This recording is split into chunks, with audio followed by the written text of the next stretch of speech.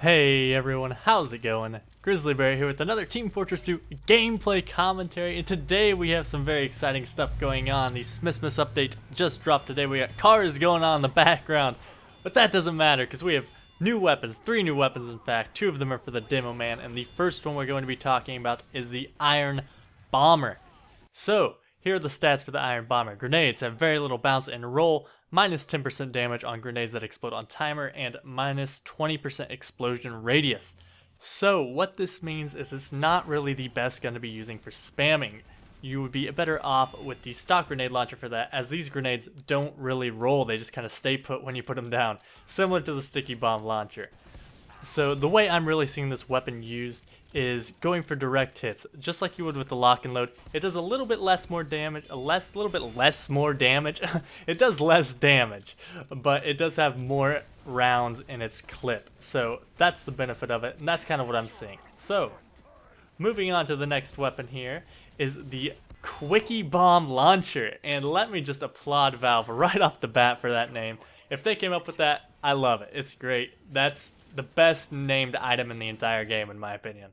So here are the stats for the Quickiebomb Launcher. 0.2 seconds faster bomb arm time, able to destroy enemy sticky bombs, max charge time decreased by 50%, sticky bombs fizzle 2 seconds after loading, negative 15% damage penalty, and negative 25% clip size. So basically this weapon is designed to be used as the sticky bomb used to be used.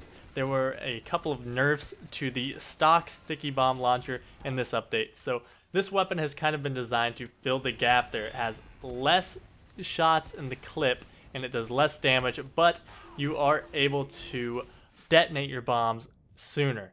So here's a quick side-by-side comparison.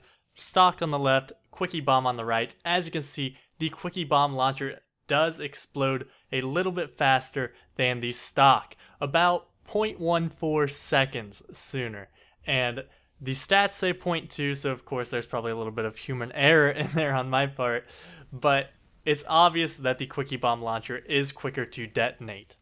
And this can come in pretty handy in a few different scenarios, just like this one you're seeing on the screen. Come around this corner, a bunch of different enemies, I'm able to get off a bunch of these sticky bombs and detonate them all, and deal out a massive amount of damage, as well as taking out the pyro at the end there with the Iron Bomber. And with the stock sticky launcher, you know, maybe I wouldn't have had time to detonate those. Maybe they would have noticed me before. Who knows? You can't really say for certain. But I am happy that I had the quicker detonation time there. So what else can I really say about this weapon? It's extremely fun to use.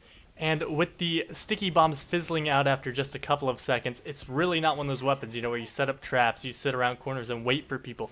You really have to go to the action with this weapon. It is definitely an offensive weapon.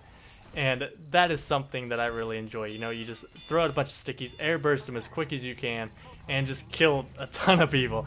It's a lot of fun. I know sticky spam gets a lot of hate, but that is really what this weapon is designed to do. Just throw out a lot of stickies and explode them as quick as you can. So I'm interested to see what direction Valve takes this weapon, if they decide to keep it the way it is, if they think it's too powerful, and I want to see how the community reacts. I'm pretty interested in that as well. So let me know your guys' opinions on it. I'd love to hear what you have to say. Is it, you know, a replacement for the Quickiebomb Launcher? Is it not as good? Just what do you have to say about it? I'm really interested to hear what everyone's opinions are on this, because I'm having a ton of fun with it right now. And last but not least, we have the final weapon of the update, the Panic Attack, which is an all-class shotgun. And when I say all-class, I don't really mean all-class. I mean all the classes that have a shotgun.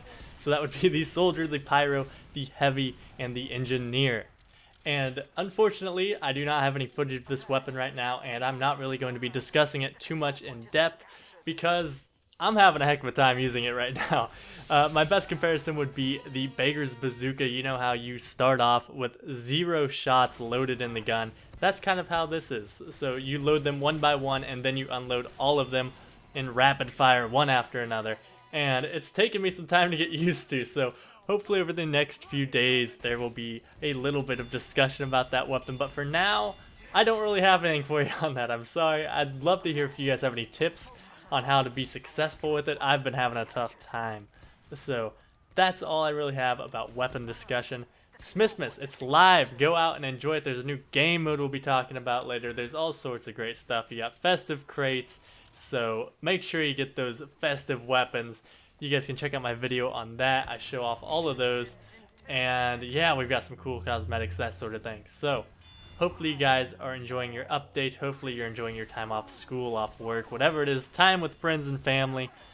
It's always a good time, my favorite time of the year. So I just want to thank you guys so much for watching. I really appreciate it. And I will talk to y'all later. Have a good one, guys. Bye. This is Heavy Weapons Guy. Thank you for watching Grizzly Berry. Now click that little red button. Ha ha!